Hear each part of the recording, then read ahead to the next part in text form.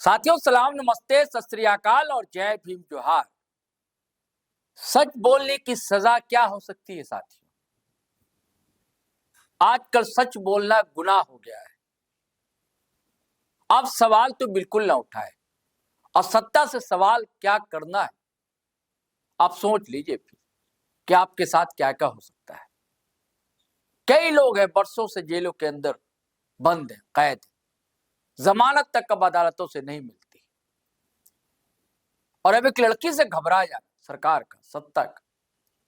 लड़की जो मुश्किल से 5 फीट की भी नहीं, लेकिन बोलती है, सवाल उठाती है और नब्ज को टटोलती है जनता की। कोई बूढ़ा हो, कोई महिला हो, कोई बच्चा हो,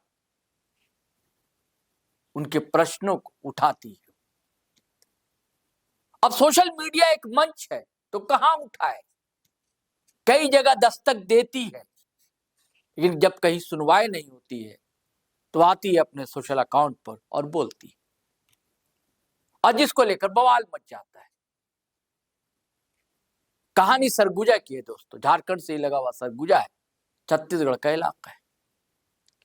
राज लक्ष्मी रजवाड़े एक मंत्री महोदय उनके खिलाफ बोला था। खिलाफ क्या बोला था? रामकुमार टोप्पो विधायक, उनको भी मिर्ची लग गई थी।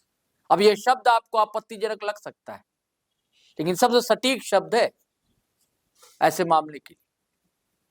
मामला यह था कि गरीब बुजुर्ग थे, उनको अपने घर से बेदखल किया जा रहा था। वहां आंगनबाड़ी की शुरुआत होनी थी।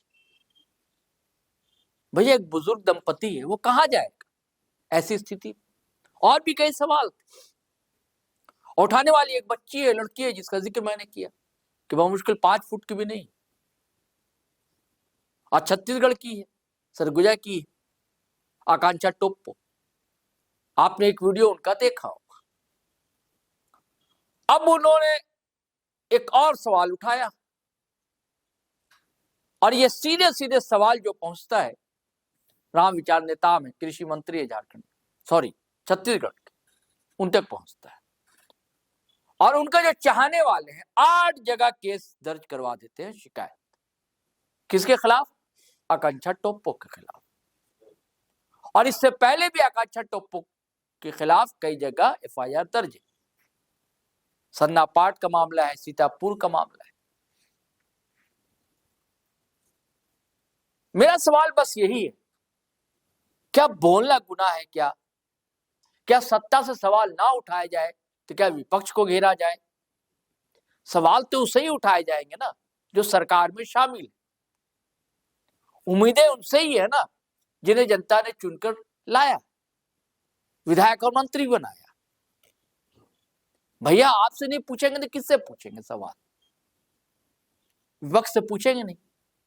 आप जो अच्छे काम अगर कर रहे हैं तो अच्छी बात है, उस पर सवाल नहीं उठाए जाएंगे। लेकिन जहां काम नहीं हो रहा है, जहां कमियां हैं, जहां आम इंसान पीड़ित है, दुखी है, परेशान हाल है, बदहाल है, जिसने सपने संजोए थे कि साहब आपको जिताएंगे, तो उनके सपने साकार होंगे, सवाल तो होंगे।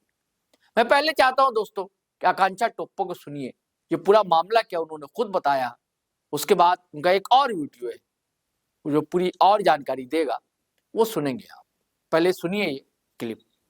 दोस्तों कल फिर से मेरे ऊपर एफआईआर हुआ है अंबिकापुर में, और अभी रामानुजगंज में भी एफआईआर करने का तैयारी चल रहा है। कल एक वीडियो बनाई थी कृषि मंत्री राम विचार नेताम के ऊपर, वही सेम बात बोलना है कि मैं अभद्र भाषा का प्रयोग की।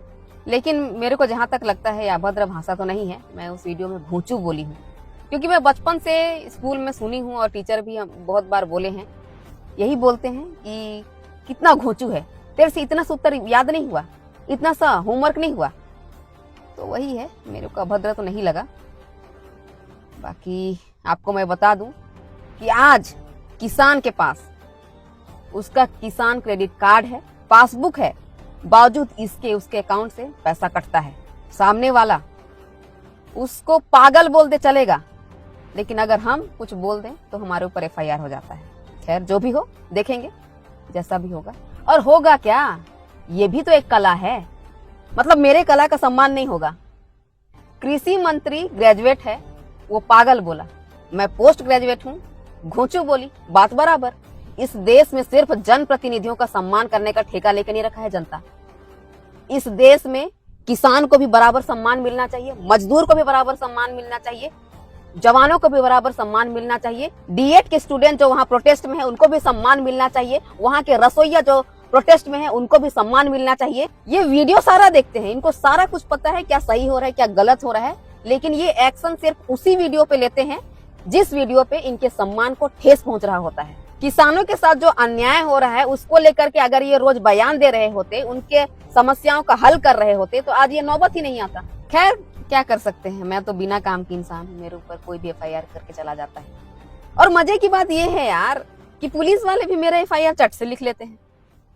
और हमारे क्षेत्र में न जाने कितने सारे लोग, इतने सारे पीड़िता हैं जो पुलिस स्टेशन का चक्कर लगा लगा के थक जा रहे हैं, लेकिन जब मेरे एफआईआर का बात आता है तो चट से लिख लेते हैं। क्या पता क्या हो गया, मेरा मुंह पसंद नहीं आ रहा, मास्क लगा के वीडियो बनाऊं। आपको क्या लगता है आज जो मैं अभद्र भाषा का प्रयोग कर रही हूँ इसके लिए मैं अकेले जिम्मेदार हूँ?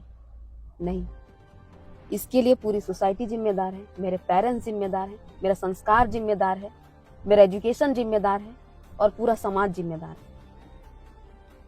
मैं कहाँ से सीखी गाली देना? मैं कोई स्पेशल कोर्स तो नहीं की हूँ। आप फिल्में रिलीज किए जिसमें गाली है, वहाँ से सीखी। गाने रिलीज किए जिसमें गाली है, वहाँ से सीखी। तो अगर आपको मेरे को सुधारना है तो पूरे समाज को सुधारना पड़ेगा। मैं खुद ब खुद सुधर जाऊंगी। साथियों, आपने आकांक्षा टोप्पो को सुना, और जिसको लेकर विवाद है, दरअसल जिसको लेकर उन पर शिकायत है कि आरोप है, इल्जाम है कि उन्होंने आपत्तिजनक शब्द का इस्तेमाल किया है, तो वो वीडियो भी चलिए सुन ली। उसके बाद जनता के दरबार, आप ही फैसला कीजिए क्या सही है क्या गलत है। हम कौन होते हैं? हम तो वही होते हैं, हमारा काम आईना है, हम आईना है, आईना दिखा देते हैं। किसी ने कहा ना, स्याही के है दुश्मन न सफेदी के है दोस्त, हम तो आईना है, आईना दिखा देते हैं। दोस्तों, इस आदमी का चेहरा तो आपको याद होगा, राम विचार नेताम का। अभी बयान भी आया था कि राम नाम जपना केवल कला नहीं होता है, ऐसे छाती हिलाना भी कला है। एक ठो विधायक प्लस कृषि मंत्री है। फिर वही बात, ऐसे लोग पद ले लेते हैं 2 ठो, लेकिन इन काम चोरों को काम नहीं करना है 1 ठो ढंग से। कहने को तो ये कृषि मंत्री है, लेकिन हमारे छत्तीसगढ़ के किसानों का हालत देख आप पता लगा सकते हो कितना अच्छा कृषि मंत्री है। मतलब इस घोचू का दिमाग इतना गर्म रहता है ना कि अगर कोई इसको पर्सनली कॉल कर दे तो कुर्सी का पावर एकदम इसका दिमाग में चढ़ के बोलने लगता है। और अभी इसका एक कॉल रिकॉर्डिंग भी वायरल हो रहा है, आप सुनिए फिर बताइए। लोग हैं कि नहीं है आपके? जी जी बताइए। नहीं, क्यों बात कर रहे हो, 3 बार लगा रहे हो यार? सर आप कोई काम नहीं करूं मैं? नहीं नहीं, आप कृषि मंत्री हैं, आपके पास कृषि मंत्री है तो मैं तुम्हारा भाग ही लिया हूँ सब चीज। पागल जी से बात कर रहा है मेरे पास हर समय। कई बार फोन लगाते हो गया भाई तुम्हें? आज दूसरा बार लगाया हूँ।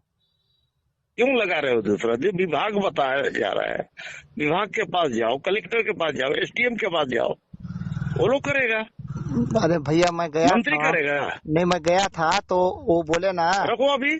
अब आप ही बताइए, अगर कोई अधिकारी ढंग से काम करे तो क्या हम पागल हैं जो लाखों करोड़ों रुपए खर्च करके पॉलिटिक्स खेल रहे हैं? मुंह दिखाने के लिए और दांत बिचरने के लिए तुम लोग कुर्सी में नहीं बैठाया जाता है। अधिकारी ढंग से काम करे और किसानों का समस्या हल कर सको, इसलिए आपको कृषि मंत्री बनाया जाता है। विष्णु देवसाई जी से भी मैं एक ही बात बोलना चाहूंगी, ये जो आप हमारे सरगुजा में कुछ और काम को जैसे नेता पाल के रखे हो ना, इनको आप बाहर निकाल के फेंको, वरना एक दिन ये पूरे बीजेपी को ले डूबेंगे। मैं अच्छी तरह से जानती हूँ कि बीजेपी के अंदर भी मेहनती और काम करने वाले नेता हैं जो सालों से रट भट के काम कर रहे हैं। उनको मौका दो तभी बच पाओगे, वरना साफ हो तुम लोग। तो साथियों, आपने दोनों वीडियो सुना, अब हमें इजाजत दीजिए। आपसे गुजारिश है कि अगर आपने हमारा चैनल सब्सक्राइब नहीं किया तो कर लीजिए, और वीडियो हमेशा की तरह धड़ाधड़ फटाफट खटाखट शेयर कीजिए, लाइक कीजिए, कमेंट कीजिए, आज्ञा दीजिए, इजाजत दीजिए। जय हिंद, जय भारत।